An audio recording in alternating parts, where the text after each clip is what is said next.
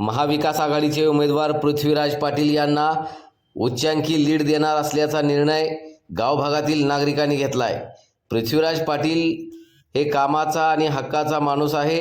महापूर आणि कोरोना काळात त्यांनी केलेली मदत आम्ही कधीच विसरणार नाही, त्यांना आमदार करणारच, अशी प्रतिक्रिया गावभागातील मतदारांनी व्यक्त केली आहे। यावेळी काढण्यात आलेल्या प्रचार पदयात्रेत सदर नागरिक मोठ्या संख्येने उपस्थित झाले होते। यावेळी पृथ्वीराज म्हणाले, विद्यमान आमदारांनी सांगलीसाठी भरीव असं काहीच केलेलं नाही। महागाई, बेरोजगारी, महिला अत्याचार, औद्योगिक विकास याबाबत आमदार निष्क्रिय राहिले। आता त्यांना बदलले पाहिजे। भाजपा हा पक्ष फक्त जाती धर्मात भांडणं लावतो। त्यांचा पराभव करण्यासाठी माझ्या नावासमोरील हात चिन्हासमोरील बटन दाबून भरघोस मतांनी निवडून द्या, असं आवाहन पृथ्वीराज पाटील यांनी यावेळी बोलताना केलंय। छत्रपती शिवाजी महाराजांना अभिवादन करून पदयात्रेस सुरुवात करण्यात आली।